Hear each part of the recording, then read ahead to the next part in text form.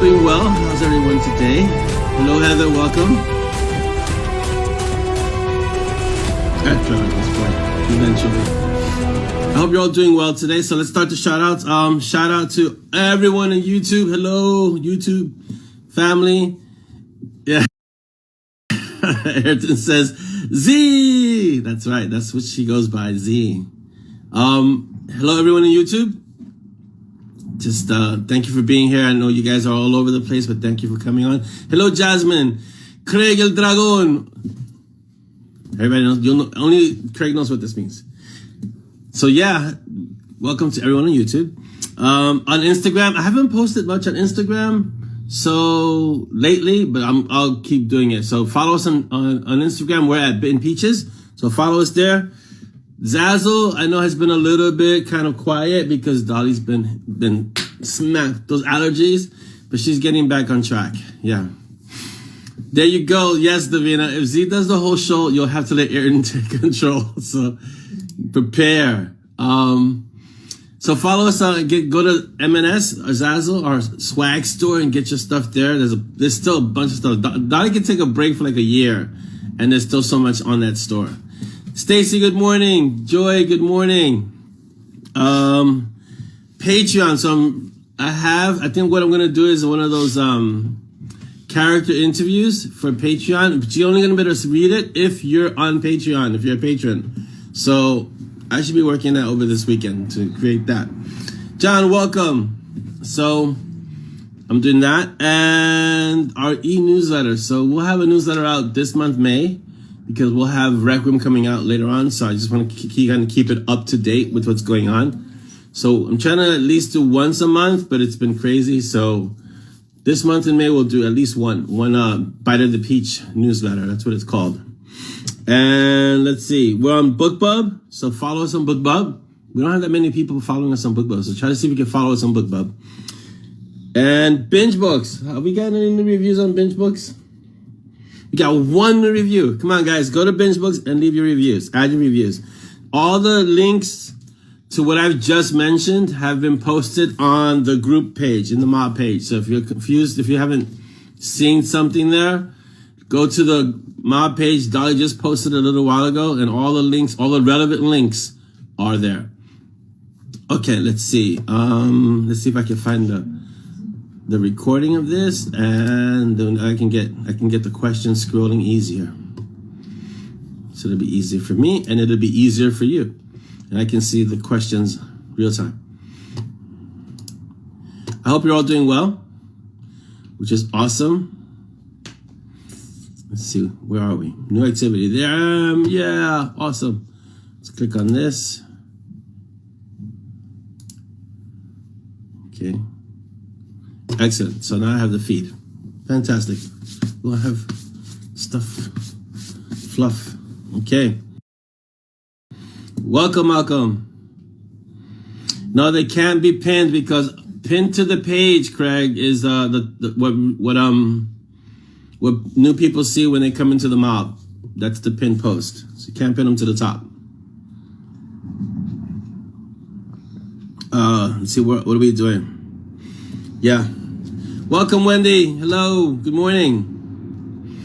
Good morning, Mary Beth. Welcome. I have the light on top, so I'm going to be shiny. Summer's coming up. Let's see. Is the window open? No. Oh, good. Are you feeling hot? I'm hot already, and it's not even summer, and I'm hot. It's insane. It's incredible. We have some great questions, so I'm going to recommend that you stick around to the end. Some of the questions I may not be able to give full answers to because they kind of touch on Requiem, but they're really great questions.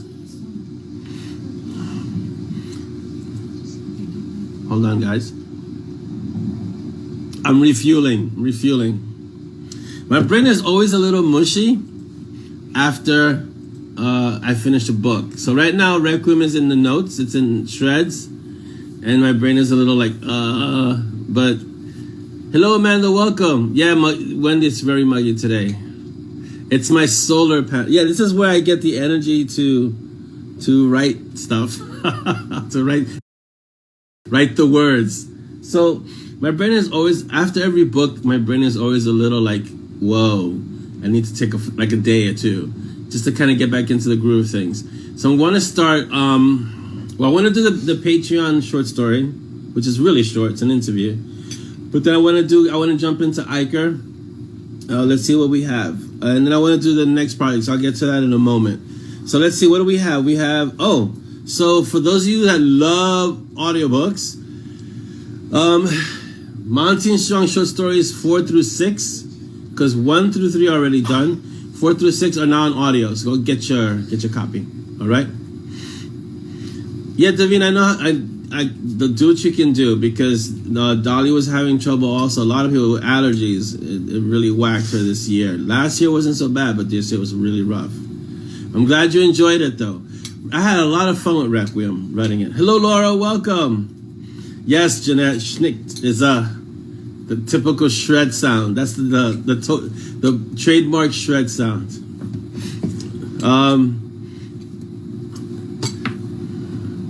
Oh yeah, Kevin is pretty. I haven't heard this. Well, I haven't heard many of the audiobooks. I hear the samples, but I don't hear the actual books. But I haven't heard this one, the short stories. But I'm hoping that it's really good. Cynthia, welcome. Yes, Paige says the banter is strong with this one, and it's true. It's a fun ride. Well, because Monty is back into his regular, like, I guess I want to say role, but like in his regular place. Whereas in the previous book, it was, even though it was Simon-centric or Monty-centric in terms of what he was going through, but it also was more Simon going through stuff. And this is more the two of them doing it together. So it's a lot of fun. Wow, Joy, that sounds fun. You're going out for a mounting sheriff tactical training. That sounds like a lot of fun. Okay. Oh, Jeanette, that should be fun, right? Yeah. Hearing Kevin's version of the hour. So yeah, that should be interesting. Yeah. I'm glad you guys are enjoying Requiem. I can't give too much away because the book isn't out yet, and so I don't want to spoil it for people who might see this. There are a lot of people who watch the show after we film it, after we record it and we release it. There are a lot of people who watch the entire show because they're at work or they can't get it or they're in a different time zone. So I don't want to give too many. I can't give any Requiem spoilers, you know? Is anyone else getting glitchy feeds of video, or is it just Craig and his dragon ability? Let's get some feedback. Is it good or is it just Craig? I got one that says it's just you, Craig. That's what happens when you're a villain. Oh no, I stand corrected, Stacy. So there are a few people. So I don't know, but I don't think it's us here. Hello, Darren, welcome. And Malcolm lost us totally. Wow. Should we restart it? Yeah. It's glitchy. I don't think it's not on our end. It has to be a technical difficulty on their end, on the video end. Or it could be just Craig hijacking the entire video feed because that's what villains do. So some are fine, some aren't. So let's see if we can just weather this whole situation. That's excellent, Wendy. I'm glad you found your glasses. And hopefully it'll get stable. Oh, it also could be Chris's daughter who has this EMP field around her, and that could be affecting everything. So yeah. And you didn't get a notification. Yeah, Craig was telling me the same thing, that he was getting the wrong hour. So I don't know what's going on with FB, but we put the notifications out. I try to put them out at least with the beginning of the week, and sometimes even earlier. But now they started to put out the wrong times. It's really bad. It's weird. Yes, hashtag villains are important, and hopefully we'll just keep going. We're gonna power through and see what happens. Okay.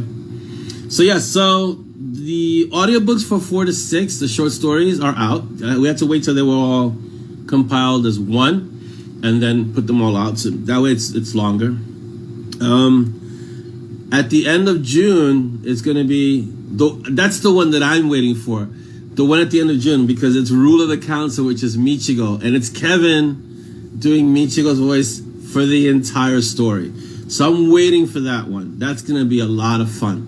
I'm gonna enjoy. That one I'm just gonna listen to from beginning to end, because this is gonna be so much fun, right? We're gonna do Dory and just keep swimming, it did come up on YouTube. That's excellent. Okay, thank you, Mary Beth, because I want to know where the notifications come up so we can kind of keep track of it. Let's see. They Kill, the last Nixia book. Wow, the knack is really not joking. They Kill is at 145 reviews. Guys, let's get those reviews out there. The knack is powerful, the Nixia, Accurate, and Coalition. Nameless is at 68 reviews, so that's nice. It's solid. But I don't know, the Sepia Blue Coalition is and the knack Coalition is like, yeah.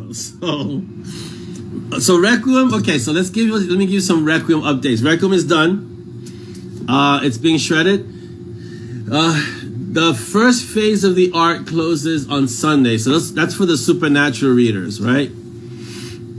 And so they're gonna put all their notes by Sunday noon. I close the first phase. It gets closed. I make sure all the notes are done. I send it off to the other editor. She shreds it again, and I get it at the end of next week. And then it goes out live, I believe, on the 23rd or the 24th, which is next Monday. So next Monday, latest, it should be out for everyone. And like always, it'll be 99 cents the first day. So Craig had a question. As a creator, do you have to purchase your own audiobooks? Well, I get codes for my own audiobooks from Audible, so I don't have to purchase them. No. I get what is it, 5 codes? 10 codes? We have the master audio files. Yeah, we get the masters. We get the master files, so I never have to purchase any of the books. But if it means to pay for a recording, obviously. Well, I have to pay for them to be made, if that's what you mean, Craig. Yes, we produce them, and that's paying upfront. So yes, but to actually listen to the books, no, I don't have to pay. We get the masters. Davina says I usually get the YouTube notification about 5 minutes early, but don't always get the FB because FB is just FB and it's weird. Yeah, it's the ghost in the clock. Yes, Wendy, it's the ghost. How are your shows going, Wendy? I can never really make them because I'm always in the middle of something or writing or running around with the kids. But I hope your shows are doing well. Jeanette says we have the knack. Yeah, the knack is no joke. 145 reviews is serious. Jasmine asks, can you make a post in a group sometime today highlighting all the reviews and site reviews should be posted to? I will remember all these and I'll be able to work through them this weekend. Sure, I guess we're just on Amazon, so you just have to post on Amazon. But I'll put a post to where on Amazon because there's a page, I think, right? You can just post it to the review page on Amazon. Oh, okay. Dolly will handle it because Dolly's awesome that way. Oh, just end user costs? Yeah, I don't have any end user costs, Craig, on the audiobooks. I can just use the master file and listen to it. It's just making the time because it's hours usually. The audiobook 4 through 6 is what? How many hours? 6? 4 hours, 18 minutes. 4 hours and 18 minutes for just the short stories. So it's time is the real issue there, you know? Your cat is trying to pull the peaches on your coffee, Jeanette. Yeah. Wendy, that is great to hear that you had a great show. I'm so glad to hear that your show's doing well.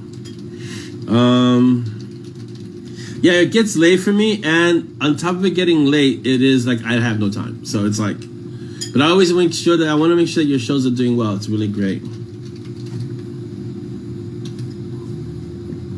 Fantastic to hear. All right, let's see.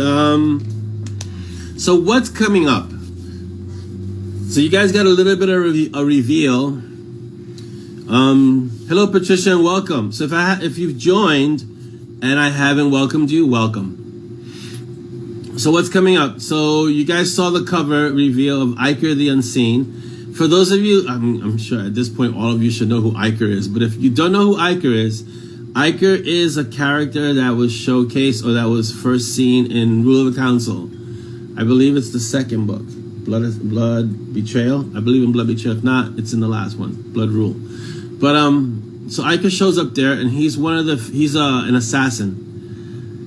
Oh, that cover is amazing. That's the range doctor design making those covers. So Aiko's an assassin that faces off against Michigo and manages to get away alive, which is a rare thing because for both of them, for victims of Aiko to escape alive is extremely rare, and for Michigo, whoever she faces, is very rare they escape alive.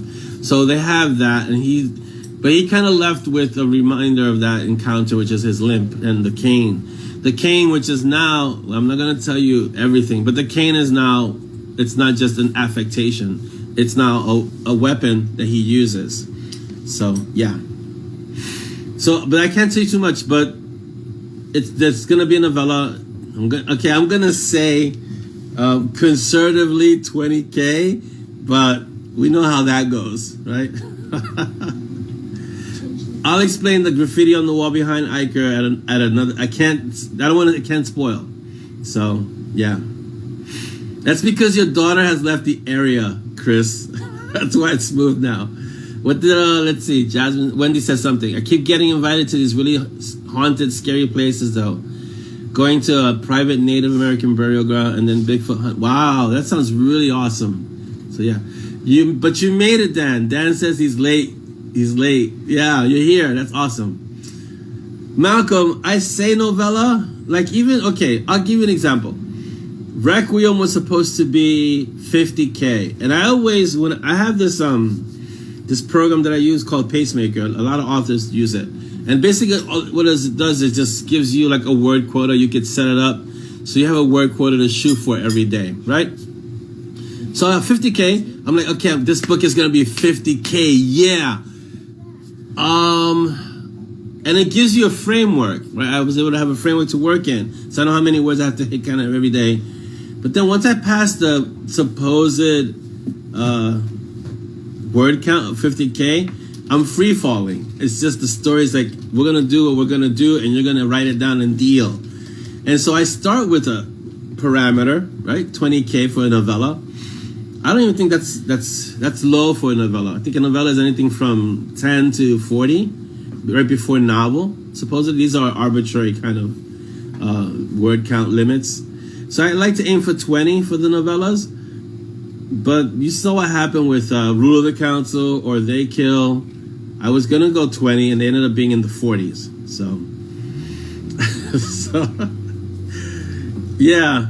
So yeah, it's exactly it. Dolly says, aim for a short story, end up with a novella. I aim for novellas, I end up with like almost novels. And Diana's saying, you publicly saying novella is like a challenge to the universe. No kidding. It's ridiculous. So we can expect a novel. Now I'm going to really try and be disciplined about this and keep it to 20K, which just means more Iker stories. That's all. So yeah, we'll like that.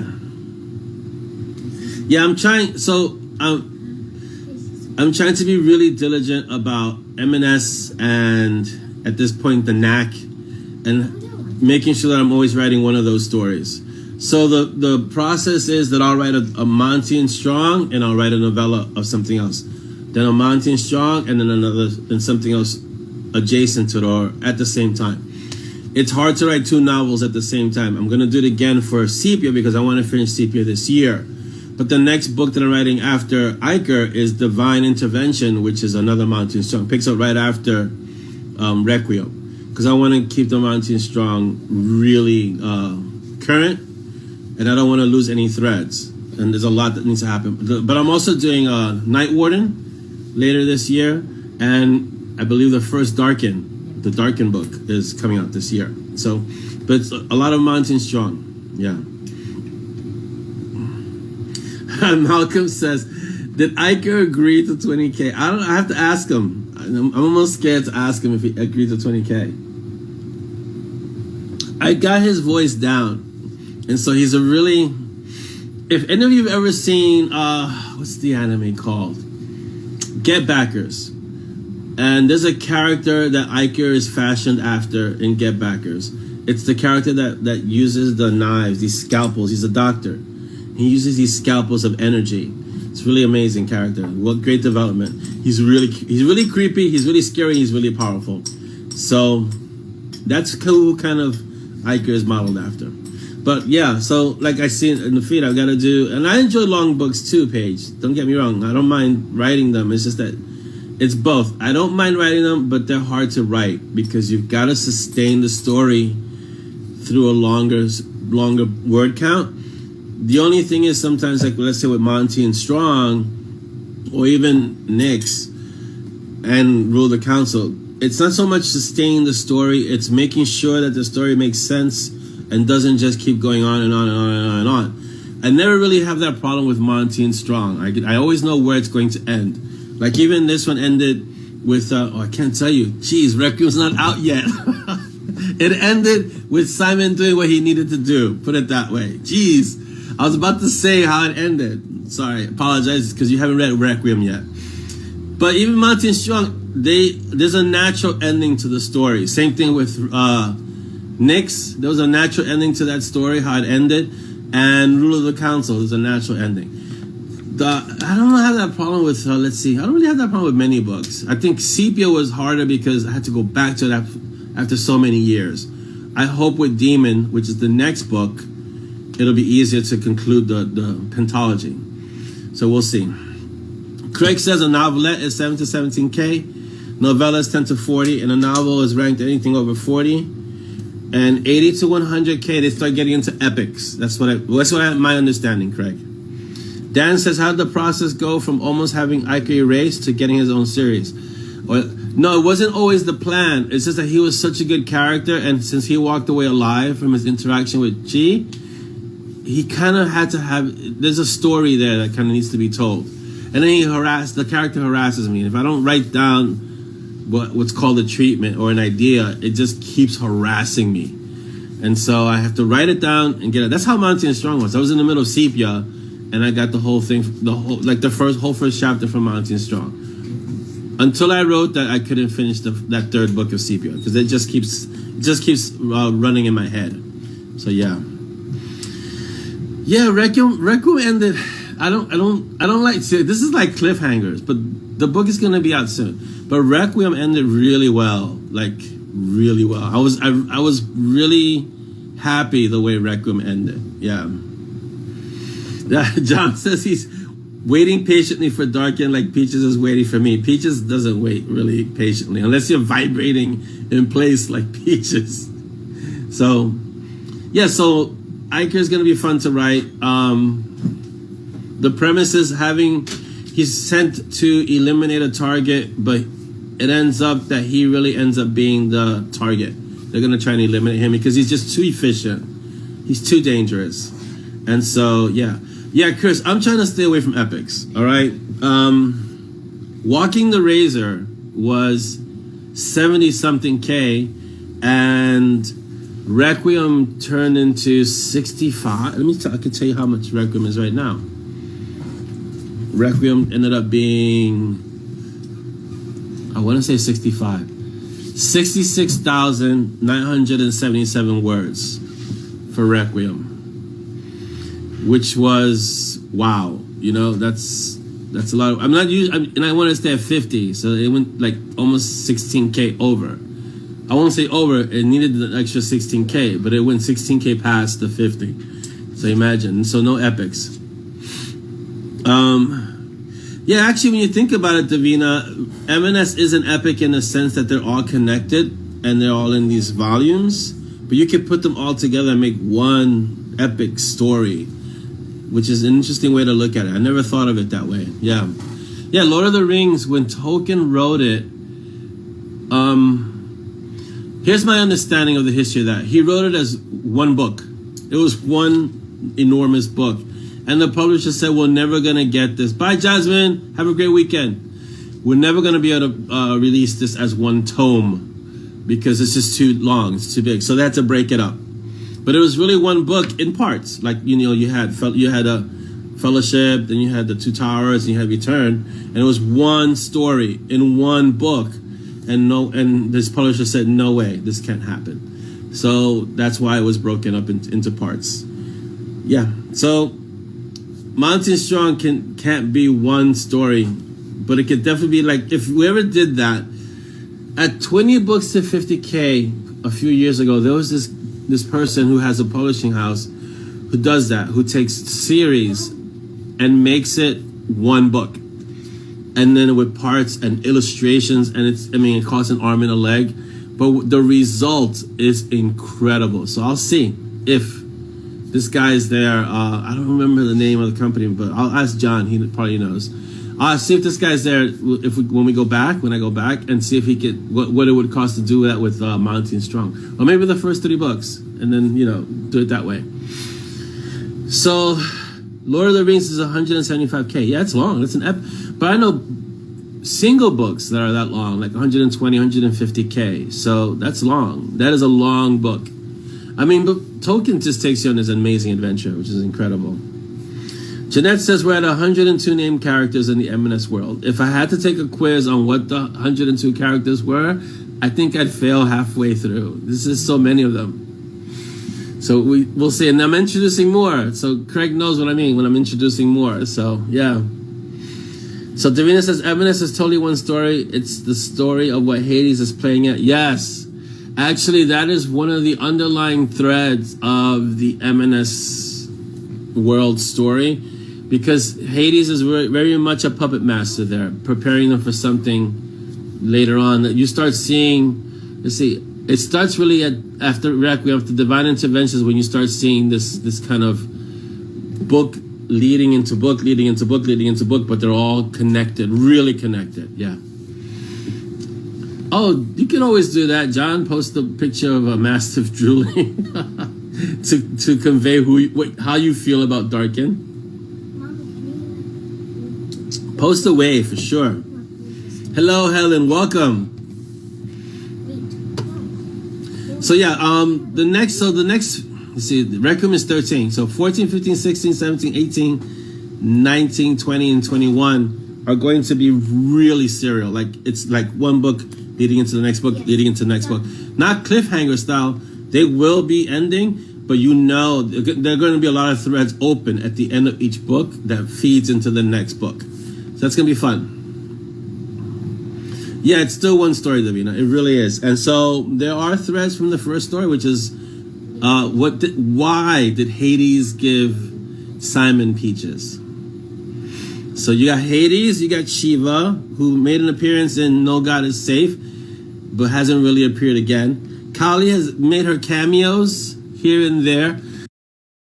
Don't forget you have Norse involvement somewhere behind the scenes, because Valkyries were lent to Hades, that he had. You saw them appear in his office a few times.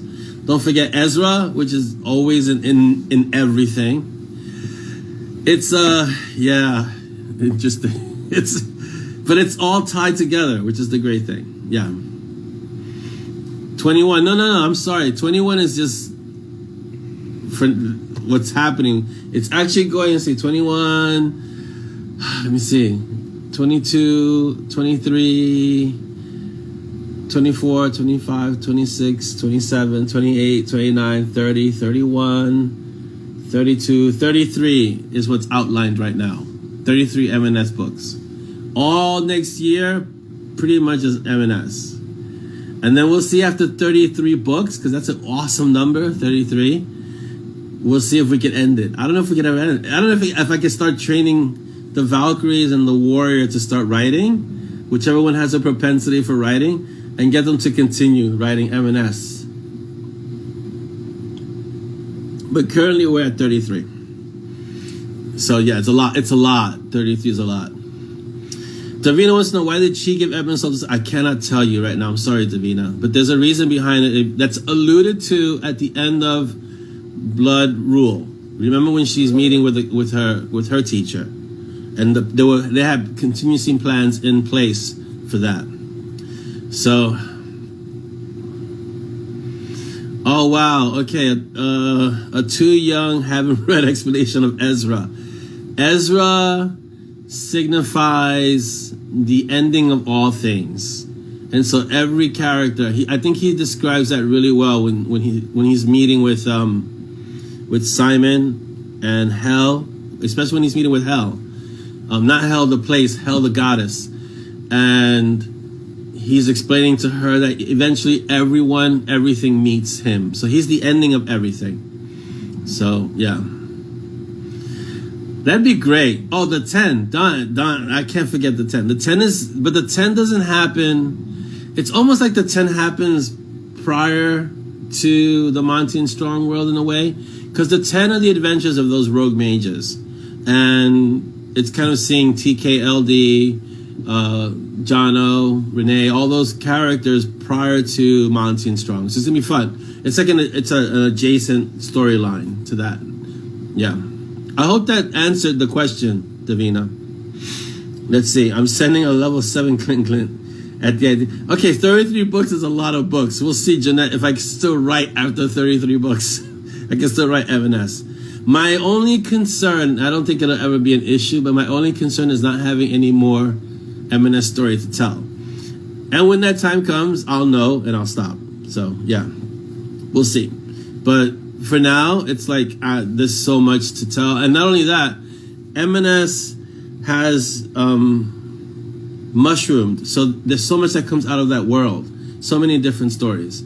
So even this morning, because I'm writing, the interview that I'm writing for the Patreon is an interview with Ursula. Those of you who remember Aftermath, the one who she has the hammer. And I'm reading that story and it's like, whoa, this is an entirely different, it's set in the M&S world, but it's just an entirely different group doing an entirely different number of things. But it came to fruition because of M&S. It's amazing.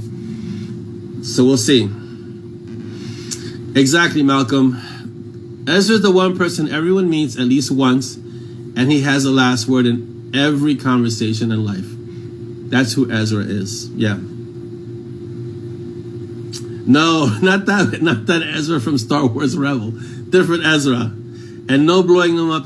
No, and mind you, 33 books is a few years from now, right? Because it doesn't, I mean, I write fast, but I don't write that fast.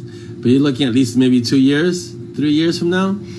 But if I do end it at 33, which I'm not saying I will, I have the feeling that I won't, it would be a great ending. It wouldn't be an ending like blowing up everything.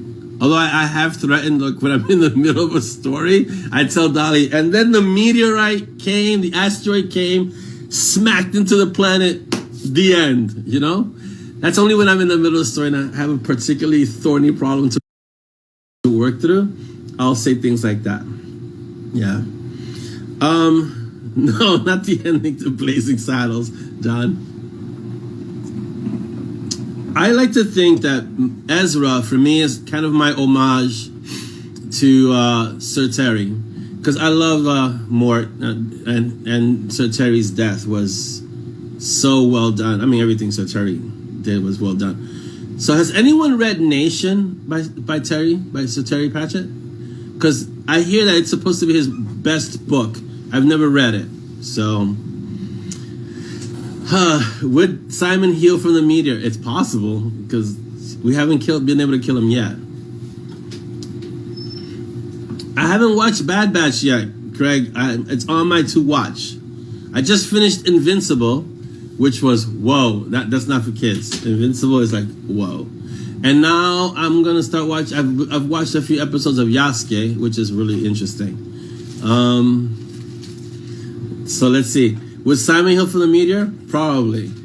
Dex would see the meteor and blast it. Yeah, he would just stop it and reduce it to ash or something. You gotta break the fourth wall. I don't know. I'm not gonna break the fourth wall. I can't break the fourth wall in Monty Strong. There's no exit. Yes, Malcolm, there's no exit from M&S. And yeah, I like Ezra as a character, because you have to understand, he's not really, oh God, how to explain Ezra? I mean, yes, he's death. He's somewhat, I would say he's omniscient, omnipresent, probably omnipotent. So Ezra is like the most powerful character in the M&S world, period. So, yeah. Oh, Invincible.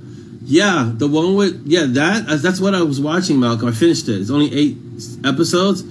The one with J. Jonah Jameson. Yeah, okay, so like I was saying in The Mob, the actor who does the voice for Nolan Grayson is J.K. Simmons, who played J. Jonah Jameson in the Spider-Man movies. So and the character that's drawn in Invincible looks like J.K. Simmons. So it's amazing. Yeah, and J. Jonah Jameson. So What does Janessa? I like the fact that Simon also doesn't mind just going to see Ezra, as Callie put it. You're strange. He is. It's hard to explain. If you've ever been in a situation where you feel just a little bit out of place and you kind of don't have your footing, that's Simon's life, basically, right now. Yeah. Silk would simply look at the meteor and it would spin around because Silk is the awesome one, for sure.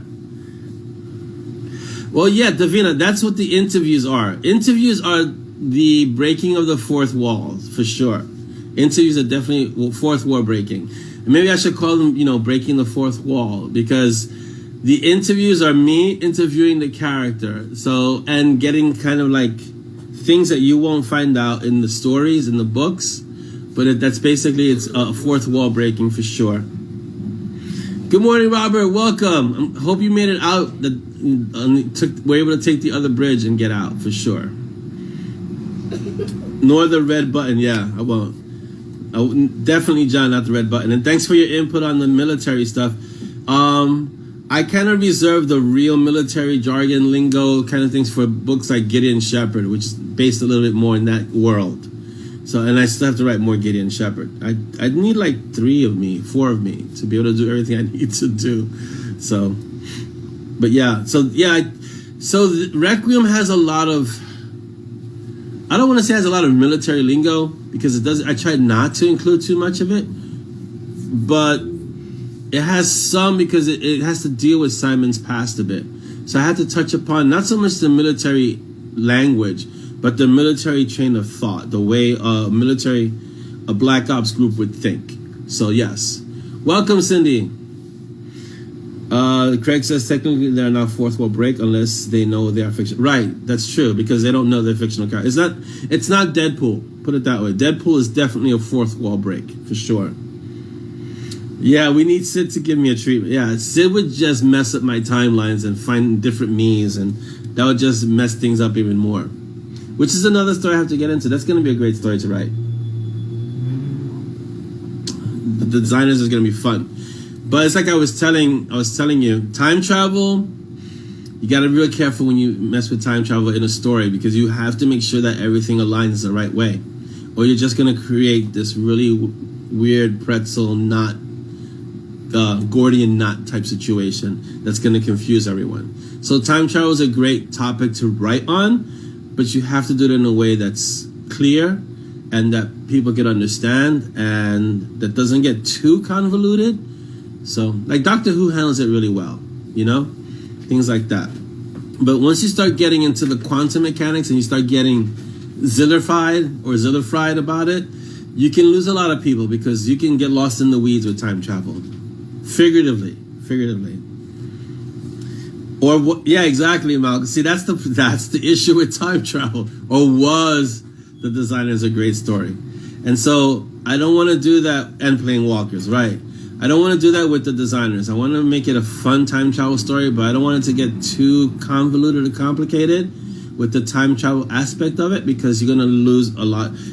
First, it takes a lot to explain it usually, and then you lose a lot of readers because it gets too complicated. It gets too complex. And sometimes it's the author showing off how brainy they are, and I don't want that to happen. Like when I have Monty speak in his mage speak, like, I don't know if I can say this. In his battle with Roma, for those of you who have read it, and he has to take his quiz, right? Even then I tried to keep it simple because it's in the middle of a fight. But if you get too involved, it gets, crazy. Thanks for the 20-minute reminder, Craig. We got 40 minutes, actually, because, no, I'm sorry. Yeah, 20-ish. Oh, my God. Time. Where does the time go? So, yeah. So, Jeanette says time travel is something I'm going to try. Yeah, you want to, when you write a time travel story, you want to be clear about it. That's all. Be clear about how you have time travel. Be clear how it affects everything. The reason I can have the time travel within the Monty Strong world is because Sid is very much like a Watcher's character, or Stan Lee. He could be everywhere. And so he could pop in, pop out. He helped Simon at some point, but he helped Simon because it aligns with something else later on that'll be revealed in another story. So it's just a matter, you have to keep everything present, figuratively. And so when you introduce time travel into the story, or parallel universes, which is a little different. You have to keep it straight, and you can't confuse your reader. That's the most important thing, you know. Bye, Stacy. Thank you for being here with us, and have a great weekend, Stacy. You're just as awesome. John says it's easier when you just let it be and accept that it is confusing. It is confusing. Time travel. I've studied quantum mechanics, quantum physics, and when you get down to the quantum level, and you're talking about spooky action at a distance. And like the conversations that I've had with Ziller, with Jim, the actual Jim, I mean, because I had to get into that for the Dread Warlock, into time travel and faster than light travel and the engines required for that. It's a lot of material to read and study. It gets really confusing. It really can be. So you have to kind of break it down and make it simple, you know? So Malcolm says, where does the time go? You borrow it from here to use when writing. Sid keeping your track. Yes, exactly. Jeanette says we keep asking questions. Exactly. You just keep asking questions. That's it. And all time is now. This is true, Malcolm. Yes. Zilla Fried is Tammy's for sure. Yes, Zilla Fried for sure. I always try to give props where props are due. So that one's definitely yours. All time is now, and now is me. Yeah. What is this? Anthony says time travel and quantum entanglement would be some truly brain. Yes, and I'm going to deal with it in the designers, but I have to deal with it in a simple. So it's going to be like quantum mechanics for dummies kind of thing, because I have to really simplify it so that I could understand it, so then I could write it so that the readers could understand it. So I'll touch upon it, but I'm not going to break into it in such a degree that, you know, it's not going to be, what is it, like The Martian. The Martian, that story was really heavy on the science to such a degree that scientists and astrophysicists read the story and they were agreeing on how well it was done. But the guy knew what he was doing. I think he has a serious science background. So that's why The Martian did so well. I am not going to be writing into serious quantum entanglement. That's just not something I want to jump into. Not to that degree.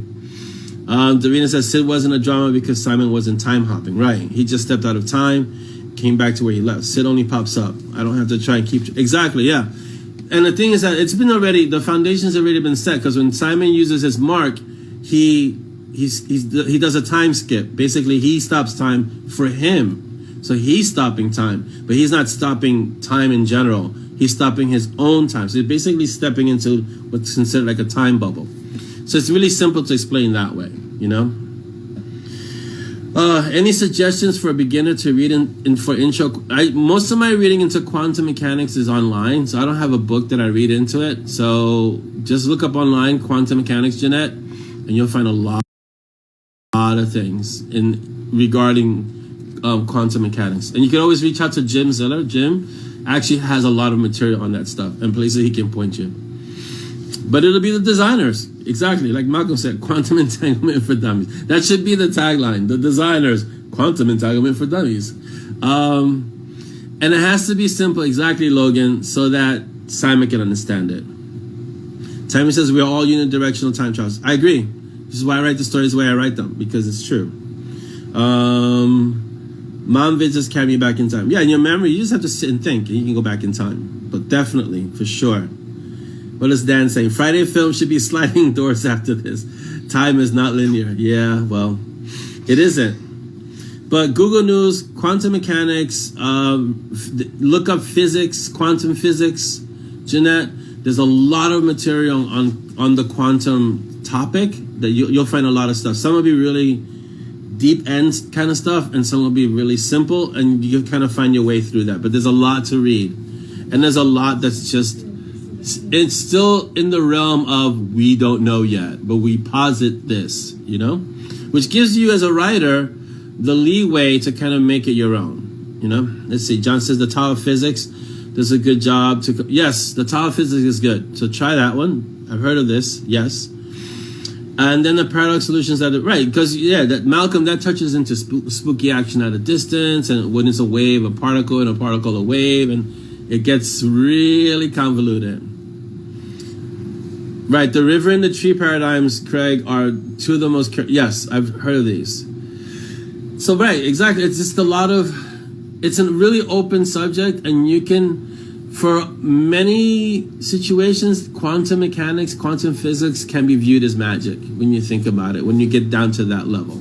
Because things start to break apart and things stop conforming to what we consider the laws of physics. So it's all what if, like Chris says, time travel research is all what if.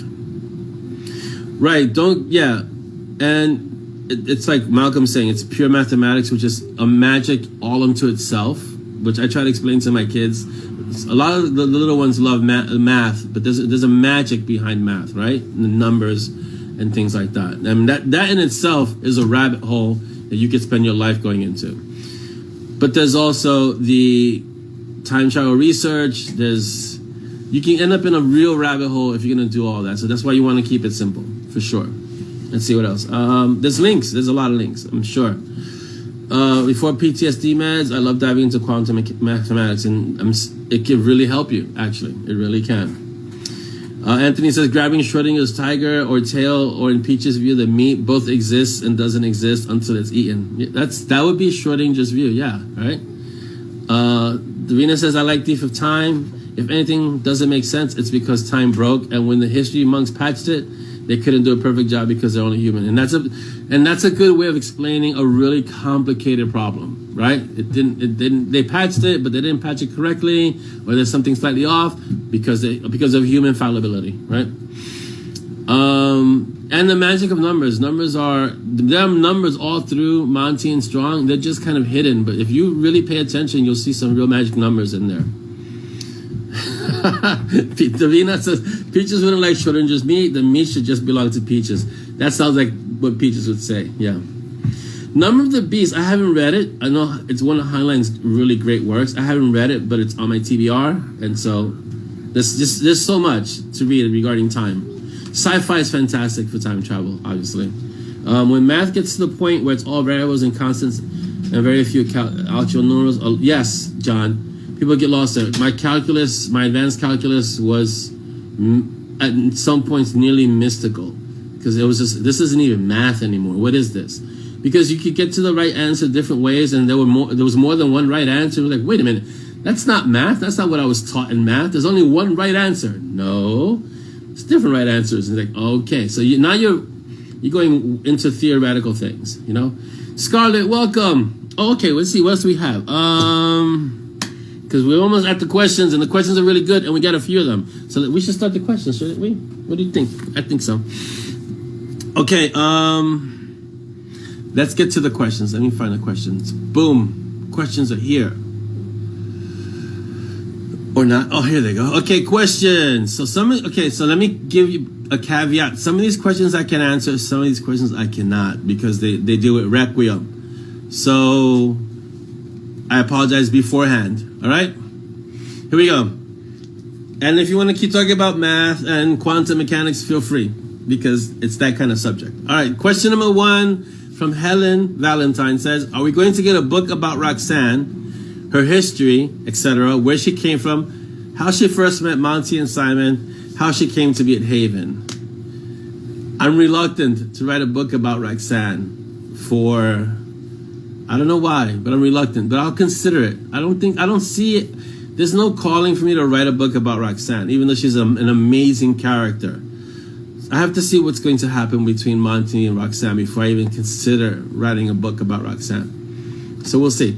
I'm going to leave that as maybe, because that dynamic you got to read Requiem, but the dynamic is shifting. So once you read Requiem, you'll see why I'm saying maybe. But it's a great question. Thank you, Helen. Next question from Audrey. Orlando, have you ever considered writing under a pseudonym? Why or why not? It's too much work. Unless I wrote something like erotica, maybe I would consider a pseudonym. Maybe. I don't really worry about how people perceive me as a writer. So I would write erotica under my own name, and and people could deal with it as they want to. But it's just too much work. It's like you have to create it's a whole persona, and it's work. I have enough dealing with just being me as a writer. So it's like It would be too much work to write under a pseudonym, I think. So no, I haven't considered it. I have considered it, but I haven't taken it on yet, unless I write something that I need to completely separate from what I'm currently writing. Then I would do that. Audrey wants to know, for Dolly, what was the best gift you have ever received? One that makes you smile years later. Dolly, you want to tell me and I can tell them, or you just want to say it out? It won't be the disembodied voice. Swim classes when I was a kid. She says swim classes when she was a kid was the best gift she ever received that makes her smile years later. Swim classes. For the Valkyrie, where's Z? Z! Hey. What is your favorite school subject? Recess. Recess. That's not Recess a is not a subject. What's your favorite school subject? Is it math? No. Math was like, math? Yeah. Science. Yeah. Science? Yeah. You sure? Yeah. Science is a favorite school subject. Right after recess. Okay, let's see. Jeanette asked some awesome questions. Let's see. Question 1. How long has Simon known about the supernatural world? Let's just say it goes back to his Shadow Company days.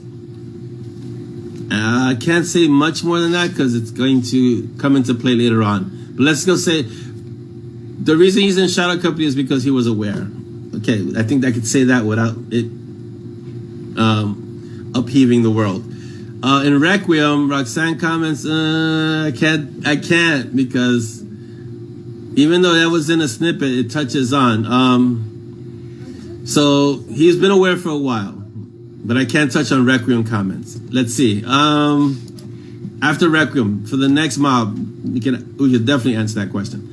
Let's see. We see different elements in the magical system of M&S. We know mages are bucket heads. How do sources work? Ooh, no, can't. That one I can't touch yet. But I will explain it, but I can't touch it yet. Let's see. Alongside that, we have reference to some of the gods being powerful magic users, right? Like Kali. Are all gods magic users? No, but they can manipulate energy, but they're not all magic users. Can a mage become a god? It's unlikely because it requires way too much power and a whole different being. So I don't think they can ascend to godhood through power alone. Or is it only possible if godhood is coffered like with... Yeah, I think it's only possible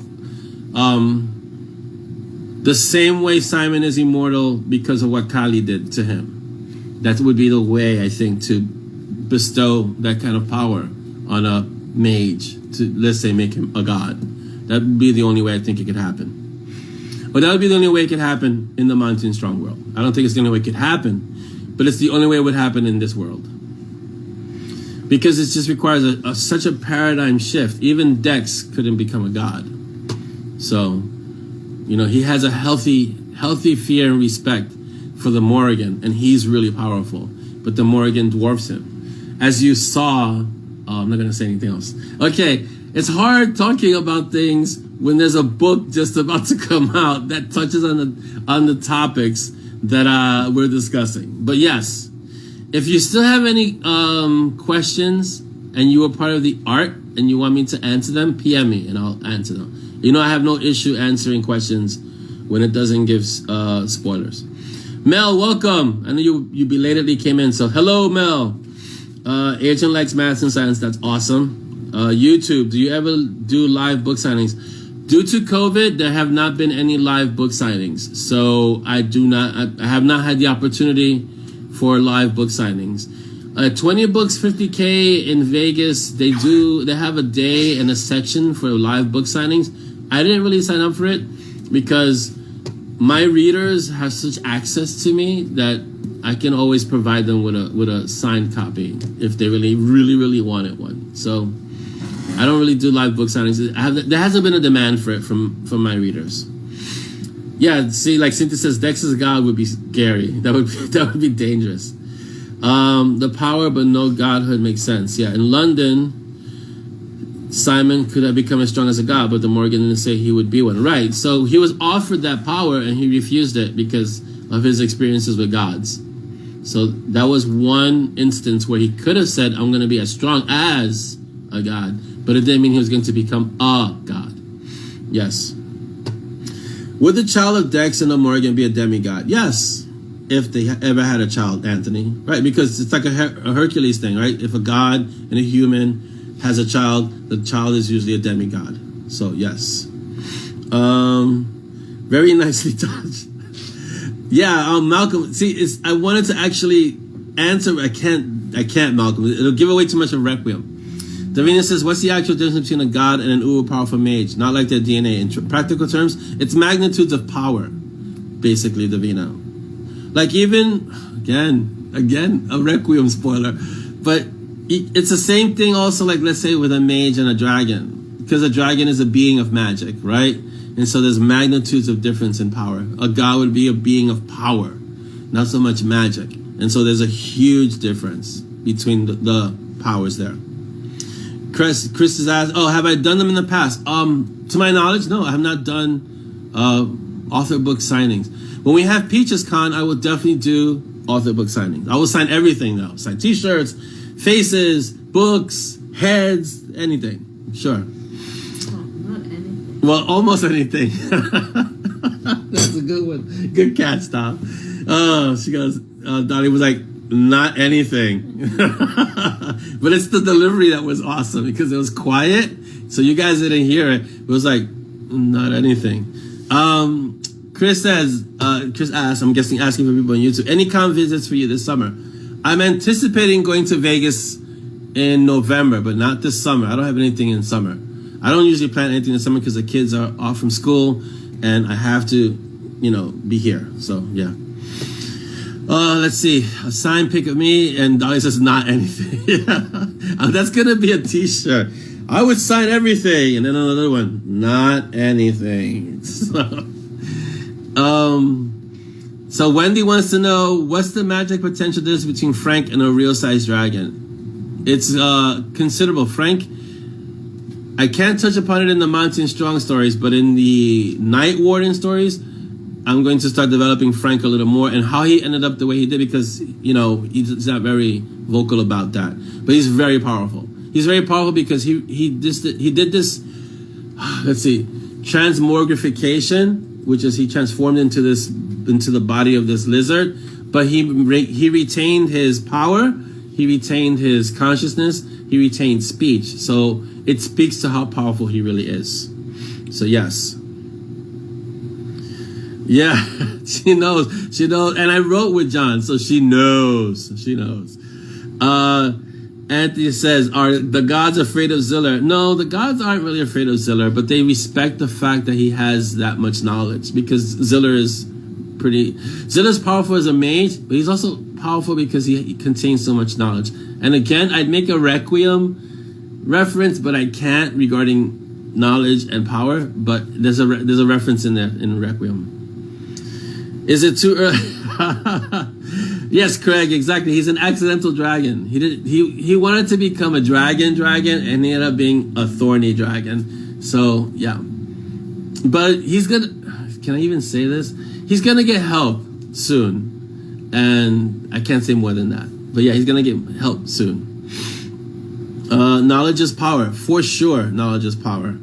And so Ziller has a lot of power, one, because he's powerful within his own right, but two, because of the living library and the library that shifts around like the moving market. So there's a lot of power contained there. And a lot of power he has access to, which makes him formidable, which makes him real. And don't forget, he's the one that trains mages in the quantum theories and the way magic works. So he's old. Probably as old as Dex, if not older, because I believe he taught Dex, if I'm not mistaken. Yes, because he had Dex as a student, so he's older than Dex. And so he has a lot of knowledge. It's a huge body of knowledge within Ziller. Help from Simon. Oh, will we see more of the movie market? Yes. Trying to see where the way it left off was, the movie market has more of a presence in Night Warden than in Monty and Strong, even though it has been in Monty and Strong. So we'll see. It might pop up somewhere else in a different story. We'll see. But yes, there's a little bit of unresolved issues with the moving market that need to be resolved. Regardless of help, he needs to be brew and chew. True, he needs to be in the brew and chew. Yeah, he needs to. The whole story with the brew and chew. It's two more short stories, but they're gonna be really fun stories. And I write them a little more simply. The stories are really simple, but they're fun. So the brew and chew will continue for sure. Craig, you know, have a great day, Dragon. Let's see, help from Simon, which would be, an awkward conversation. Yeah, no, he's not gonna get help from Simon. Simon wants to basically squish Frank because of the influence Frank has on Peaches. So no, he's not going to help Frank at all. What was the BFR in Night Warden? What is the BFR? So clarify that for me, Sammy. Brew and Chew is really M&S for young adults. That's kind of the way it was written. I'm still. What is a BFR? That's what I'm not understanding.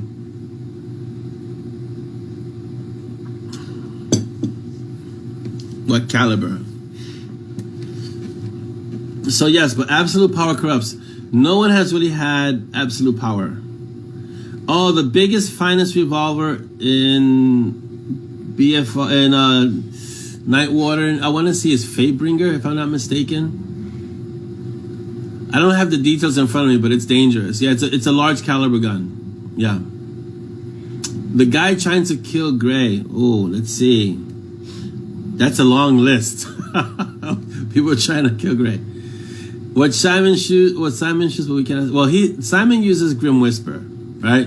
And Ronan in the Division 13 uses Thorn. And Gray, I want to say Fatebringer, if I'm not mistaken. But he also has the sword. Yeah. There's a lot of guys trying to kill Gray, so you have to be a little bit more specific. Yes, Mel, Frank is the corrupt of innocent hellhounds. I think you do, Tammy. Because if I'm not mistaken, JL is going to be there too. And Ben. And probably Eric. So you're going to probably have the whole crew. So, yeah. We'll have to discuss and see how to get the logistics of this right. And don't forget that dinner that Jonathan might have. So we'll see. We'll see how that goes.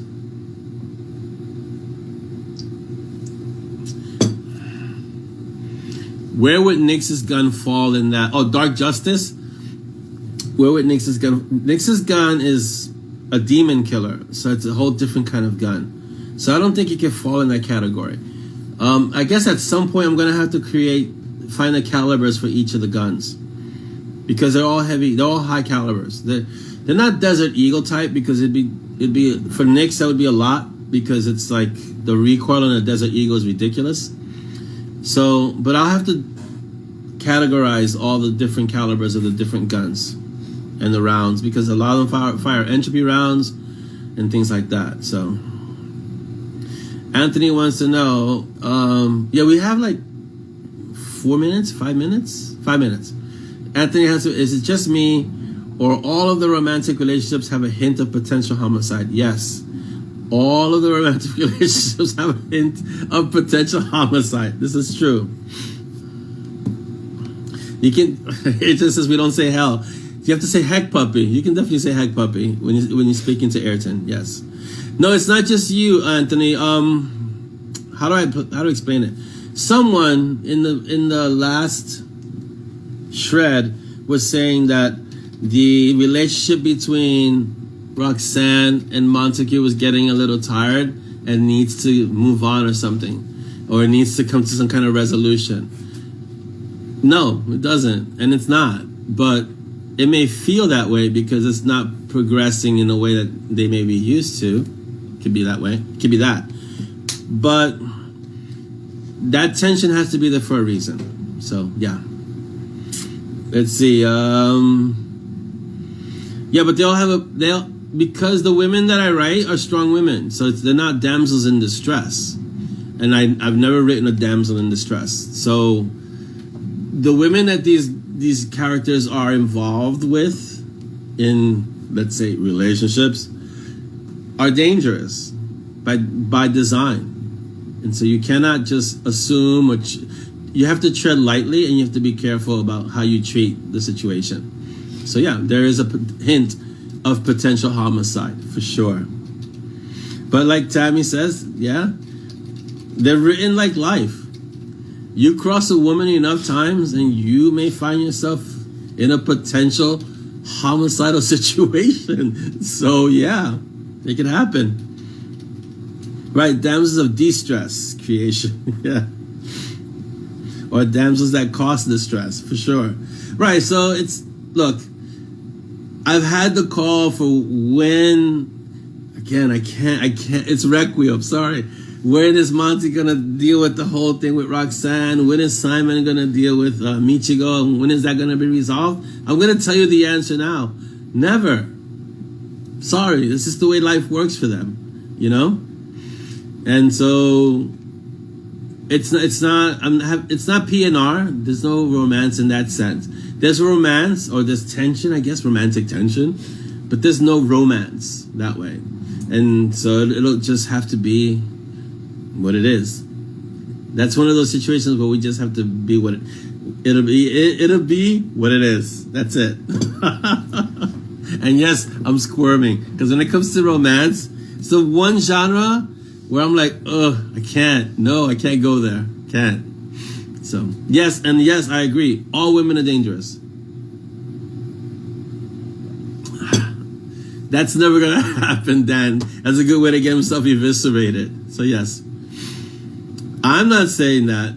Oh, yeah. Like John's saying, are you saying the women are like, all women are like weeping angels? Yeah, I wouldn't say that. No.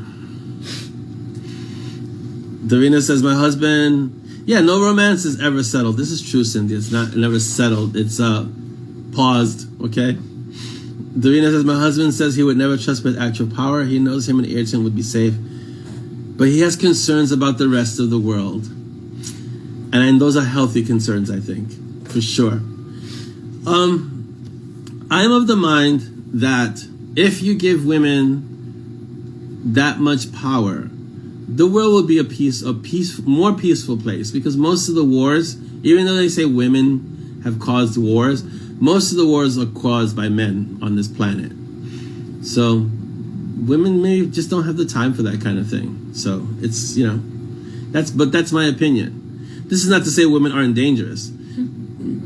If you ever study matriarchal societies, they can be really dangerous too, So it's a balance, right? Men always have that kind of something to prove thing, which escalates, and that's why we end up with wars. And women can be very territorial and to protect what's theirs, and that's why they may sometimes go into those kind of conflicts, Oh, let's see. Anthony says a short story idea: M&S on a double date at a major's ball. No, that ball would not last very long. Let's see. Jeanette says, as someone who reads a fair amount of romance, I love the fact that both Monty and Simon have what feel like real relationships. Yeah, and that was what I was trying to convey when I write Monty and Roxanne's interaction or Simon and Chi's interaction. I try to keep it as real as possible. Obviously, it's real from my point of view, so it's my reality. But I try to keep it as real as I can for the characters without it becoming over-the-top romance, So the romance is there, but it's not overt. And this has been the don't use spoilers from Requiem episode. But like Monty says in one part that he has risked his life many times for Roxanne, which is true. Right? Yeah, exactly. Yes, Tammy, he definitely would. Davina says, it's a different type of dangerous. We're less likely to fight just for the sake of it, but people fighting for what they believe or love fight hard and dirtier. Listen, the old saying is never come between a mama bear and her cubs. It never become between a papa bear. Mama bear's for a reason. Mothers are ferocious when it comes to the things that they care for and that they love. This is why it's never come between a mama bear and her cubs. Dan, awesome as usual. Go check out Battle of the Heavens. It's a Chinese drama. It's awesome. Trust me. I've seen a few episodes. It's awesome. Yeah. Yes, I was warned. I was warned. Let's see. Recipe. Oh no, there's no recipe for that, John. It's just death by noodles. For real. For real. I'll let you know how that goes, Dan. I will try them. Already the tribe has tried them and they seared their tongues. So true, Anthony. Monty has risked his life by pissing off Roxanne too. And so that's the dichotomy or the paradox of that relationship. But you can't say that you haven't been in a relationship and you haven't pissed off your partner at some point. It does happen, right? All right, guys, listen. Oh my God. Yeah, I didn't try it because I like my tongue. So yeah, we encountered these death noodles based on the noodles in Nix's world, and Dan was kind enough to send us some death noodles, and everyone besides me tried them, and then they were all screaming with their tongues on fire. So like, yeah, I'm gonna pass on that for now until I work up to searing my tongue into oblivion. Sure. Let's see. Ewes have killed dogs to protect their lambs. Exactly. And you know, everyone says it's gentle as no. When it comes to that instinct, it's dangerous. Guys, it's been a fantastic show. Okay, so Requiem is going to be out in 2 weeks. The art closes on Sunday for a short, brief window, and then it opens again on Monday until I can get the notes, and then all of next week is open. So if you have notes to put in, you got all next week until I think next Saturday. Then it closes. Then it really closes. I want you guys to have an awesome weekend.